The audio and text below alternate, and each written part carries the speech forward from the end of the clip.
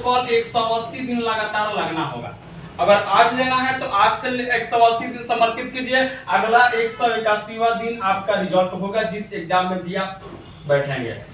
अगर आपकी इच्छा है कि हमारा जॉब 2 साल बाद हो तो फिर 2 साल बाद ही आप 180 दिन मन लगा के पढ़िए। लेकिन अगर आपको नौकरी लेना है तो 180 दिन रगड़ना ही होगा, इसमें कहीं कोई दो मत नहीं है। तो अगर आज लेना हो तो अभी से शुरू कर दो, अगर 2 साल बाद लेना हो तो 2 साल बाद से स्टार्ट कीजिए। और देखिए इस बैच की मुख्य बात यह है कि मुझे भीड़ नहीं लगाना है।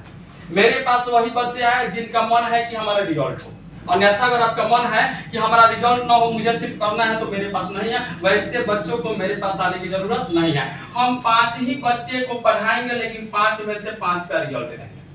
सर ने ये बोला और हम भी ये बोलते हैं कि हमारे पास 5 ही बच्चे हैं, लेकिन वो 5 बच्चे ऐसे हैं जिनके अंदर जिज्ञासा हो कि मुझे नौकरी लेनी है, अन्यथा आने की कोई जरूरत नहीं है। बहुत सारा कोचिंग संस्थान है, आप वहां पे जा सकते हैं।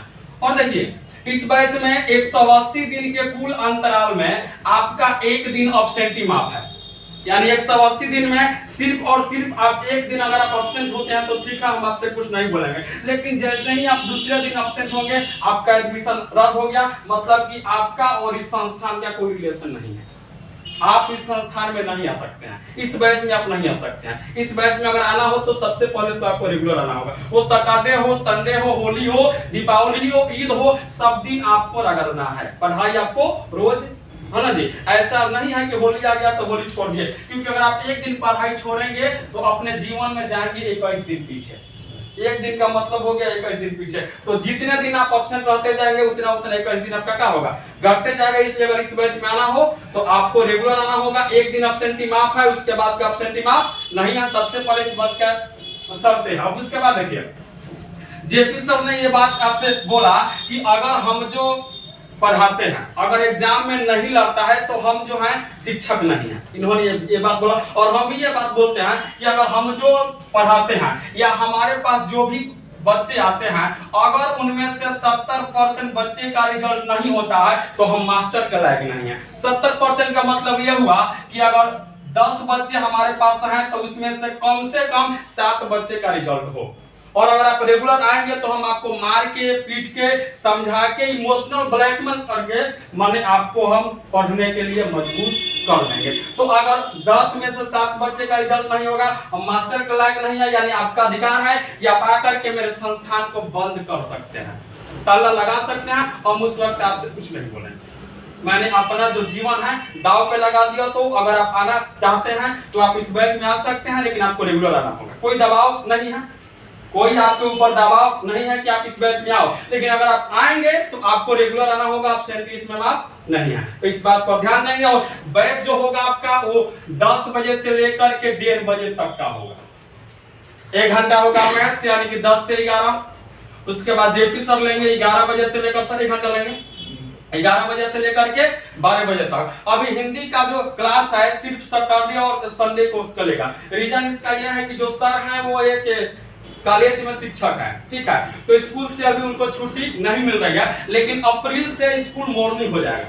वो बोल रहे थे कि अप्रैल से स्कूल मॉर्निंग हो जाएगा तो वो रेगुलर आएंगे। तो ये कंप्लीट मार्च भर सैटरडे और संडे, यानी कि सप्ताह में 2 दिन शनिवार और रविवार को हिंदी होगा और 2 घंटे का होगा क्लास। यानी कि सप्ताह में 2 दूना कितना हो गया जी, 4 घंटा लगभग हो गया, आपका मैनेज हो गया, ठीक है।